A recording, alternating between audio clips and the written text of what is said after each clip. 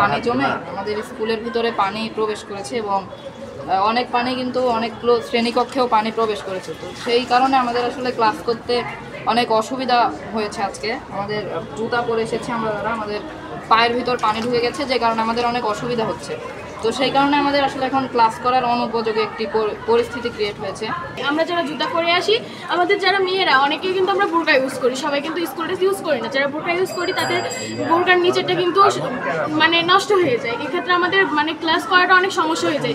যারা জুতা পরে আসি, জুতা পরে থাকতে পারি না, জুতাটা আমরা এখন দেখেন খুলে রাখছি। মোজা পরে থাকলে পা একদম ছ্যাপছ্যাপে হয়ে যায়, অনেকে তো পায়ে সমস্যাও থাকতে পারে, অনেক ধরনের ইনফেকশনও হয়। সভাপতি এবং জীবন মহোদয়ের কাছে অনুরোধ জানাচ্ছি যেন আমাদের এই বিষয়টি অতি দ্রুত যেন তারা হস্তক্ষেপ করে এবং এই বিষয়টি তারা যেন সমাধান করে দেয়। মোনালিসা হেভি ফ্লো 15 পিস প্যাকেটের সাথে 8 পিসের একটি প্যাকেট একদম ফ্রি। আজকে যে আমার প্রত্যেকটা ক্লাসরুমেই পানি জমে যাওয়ার কারণে শিক্ষার্থীরা আমাকে গিয়ে অভিযোগ জানায়। তাৎক্ষণিকভাবে আমি আমার পরিচালনা পর্ষদের সম্মানিত সভাপতি মহোদয়কে বিষয়টা অবগত করলে উনিও কালক্ষেপণ না করে সঙ্গে সঙ্গে প্রতিষ্ঠানে আসে এবং চলমান পরিস্থিতির কারণে আজকে সাময়িকভাবে ক্লাস ছুটি দিতে ওনার অনুমতিক্রমে আমি ছুটি দিয়েছি।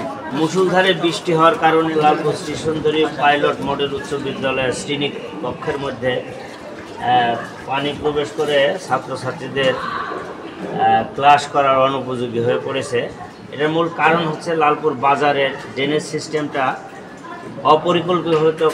পরিকল্পিতভাবে করার কারণে এই অবস্থার সৃষ্টি হয়েছে।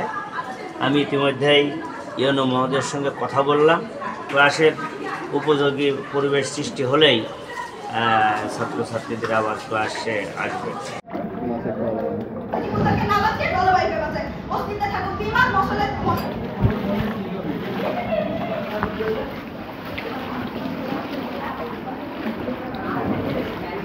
Oye,